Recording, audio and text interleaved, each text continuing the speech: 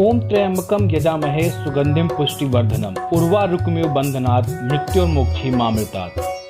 भक्तों, यह है महामृत्युंजय मंत्र। संस्कृत में महामृत्युंजय का अर्थ है वह व्यक्ति जो मृत्यु को जीतने वाला हो। ऋग्वेद से लेकर यजुर्वेद तक सभी वेदों में इस मंत्र का उल्लेख मिलता है। और आज हम आपको ऐसे मंदिर के बारे में बताने जा रहे हैं जहां पौराणिक कथाओं के अनुसार स्वयं चंद्रदेव ने शिवलिंग की स्थापना कर कई वर्षों तक महामृत्युंजय मंत्र का जाप करते हुए कठोर तप करके भगवान शंकर को प्रसन्न किया था। सभी भक्तों को प्रणाम। मैं हूँ राघवेंद्र शुक्ल और स्वागत है आपका हमारे YouTube चैनल मंदिर मिस्ट्री में। आप सबको पता है कि सावन के महीने में भगवान शिव की विशेष पूजा अर्चना की जाती है, लेकिन शिव पुराण के अनुसार सावन के महीने में महामृत्युंजय मंत्र का जप करने का विशेष महत्व बताया गया है। दोस्तों, आज हम आपको तीर्थराज प्रयाग में यमुना पार स्थित सोमेश्वर महादेव जी के मंदिर के बारे में जानकारी देने जा रहे हैं। भगवान शंकर के इस मंदिर का जिक्र पद्म पुराण और शिव पुराण में भी मिलता है। प्रयागराज शहर में यमुना नदी के ऊपर बने लगभग 1.5 किलोमीटर लंबे मनमोहक पुल को पार करके आप नैनी पहुंच सकते हैं। नैनी में अरैल घाट है, जहां पर संगम में स्नान करके पूजा अर्चना की जाती है। नैनी के नए पुल से लगभग 3 किलोमीटर की दूरी पर स्थित है सोमेश्वर महादेव का प्राचीन मंदिर। इस मंदिर की गिनती देश के अहम शिवालयों में की जाती है।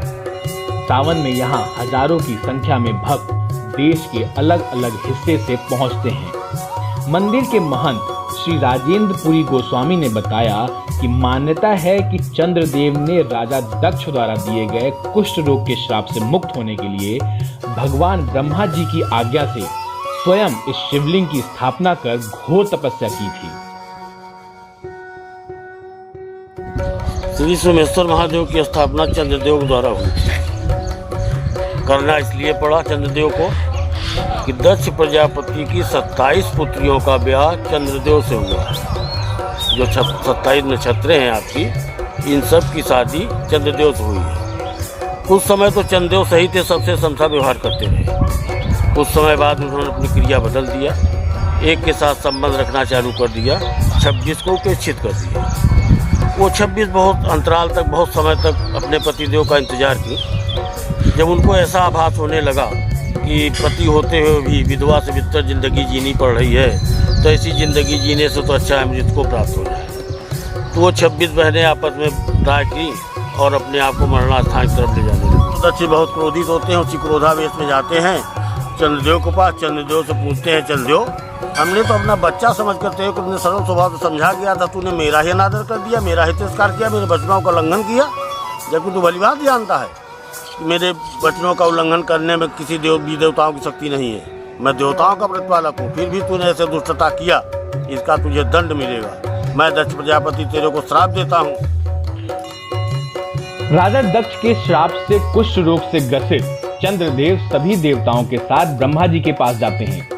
ब्रह्मा जी ने चंद्रदेव से कहा कि आप प्रयाग में जाकर स्वयं शिवलिंग की स्थापना करिए और अखंड आसन में महामृत्युंजय मंत्र का जाप करके भोले भंडारी को प्रसन्न करने का प्रयास करिए, क्योंकि राजा दक्ष के श्राप से उन्हीं मुक्ति दिला सकते हैं। सब ऋषि देवता आते हैं, उनको चंद्रदेव को साथ लेते हैं। यहाँ आते हैं, यहाँ सामने स्नान कराते हैं। चंद्रकुंड घाट के नाम से ये प्रसिद्ध है। मंदिर के सामने जो घाट गया हुआ है, ये चंद्रकुंड घाट के नाम से, वहाँ स्नान कराते हैं। वहीं से मिट्टी बालू लेके आते हैं, यहाँ एक शिवलिंग की स्थापना करते हैं। चंद्रदेव लग गए अपने राम रटन में, महामृत्युंजय का जाप करने लगे। बहुत साल किए, सैकड़ों वर्ष बीत गए। चंद्रदेव के कठोर तप से प्रसन्न होकर भगवान शिव प्रकट हुए और उन्हें कष्टों से मुक्ति दिलाई। इसके बाद सभी देवताओं के निवेदन पर भगवान शंकर यहाँ विराजमान हुए। भक्तों, इस मंदिर का जिक्र शिव पुराण के कोटि रुद्र संहिता के अंतर्गत अध्याय 2 में वर्णित है। आपको बता दें कि यह पुराण बहुत ही कम लोगों के पास मिलता है और जिनके पास है भी, उनमें से बहुत ही कम लोगों को यह जानकारी है कि सोमेश्वर महादेव का वर्णन कहाँ है। बहुत लोगों से संपर्क करने के बाद यह जानकारी प्रयाग के श्री रामदेशिक वैष्णव आश्रम में व्याकरण के आचार्य डॉक्टर शिव स्वरूप तिवारी जी ने हमें दी। सोमनाथ जी का मंदिर तीर्थराज प्रयाग में जो प्रतिष्ठित है, उसका प्रामाणिक स्वरूप श्री शिव पुराण के अंतर्गत कोटि रुद्र संहिता के अध्याय 2 में प्रतिष्ठित है। श्लोक नंबर 13, 14 और 15 के अंतर्गत उसका वर्णन विधीयमान किया गया है। शिव पुराण में सोमेश्वर महादेव के अलावा कई और मंदिरों का जिक्र भी है। यह वर्णन कुछ इस प्रकार है। ब्रह्मेश्वर प्रयागे च ब्रह्मणा स्थापितः पुरा दशाश्वमेध तीर्थे चतुर्वर्ग फलप्रदः तथा सोमेश्वरस्तत्र सर्वपद्विनिवारकः भारद्वाजेश्वरश्चैव ब्रह्मवर्चः प्रवर्धकः सूर्यटङ्केश्वरः साक्षात् कामनाप्रद ईरितः माधवेशस्य तत्रैव भक्तरक्षाविधायकः। शिव पुराण के अनुसार प्रयाग में स्थित सोमेश्वर नाम के लिंग सभी आपत्तियों को दूर करने वाले हैं। भक्तों, सोमेश्वर महादेव का वर्णन प्रयाग महात्म्य में कुछ इस तरह है।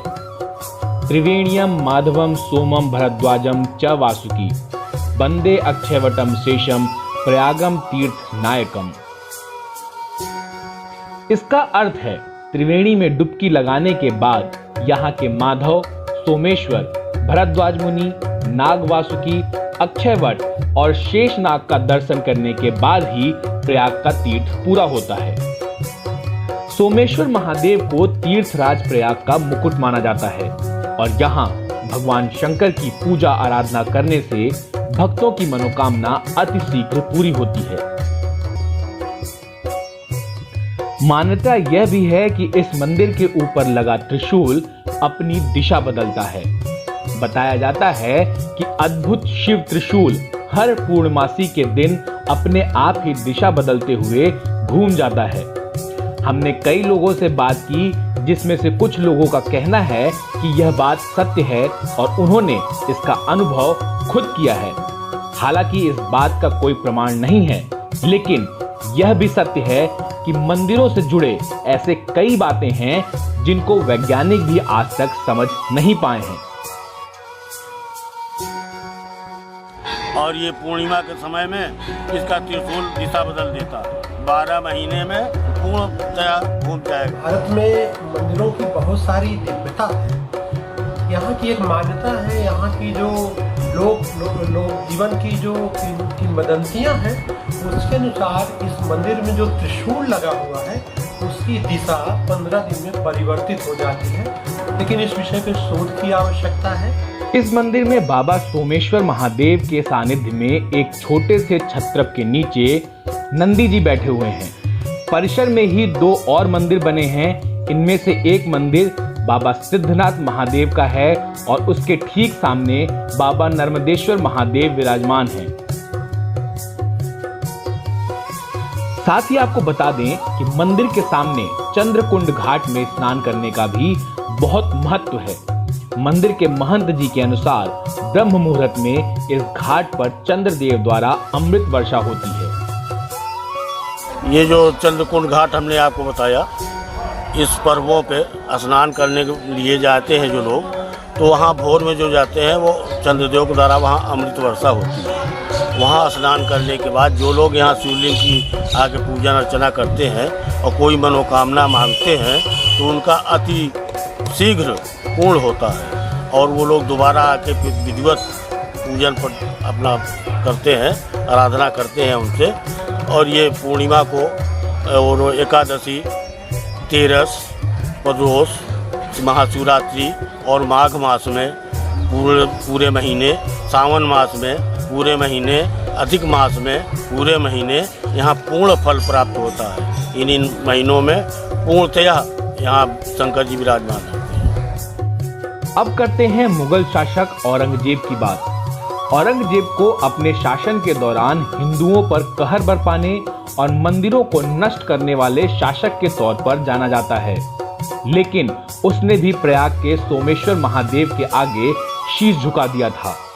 प्रयाग के इतिहासकार डॉक्टर प्रदीप केशरवानी का कहना है कि औरंगजेब ने संगम के किनारे स्थित सोमेश्वर महादेव मंदिर को भारी मात्रा में अनुदान दिया था।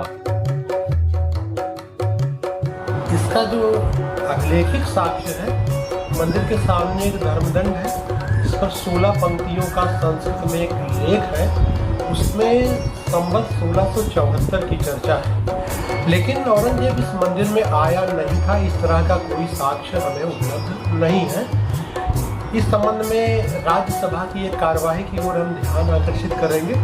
उस समय विशंबर नाथ पांडे राज्यसभा के सदस्य थे। उन्होंने इस प्रश्न के उत्तर में ये बताया कि जब मैं नगर पालिका इलाहाबाद में यहाँ का मेयर था, तो एक विवाद उनके सामने आया था जागीर के उत्तराधिकार को लेकर के, और उस समय औरंगजेब का वह जो जागीर के संबंध में आदेश था वो उनके सामने आया था।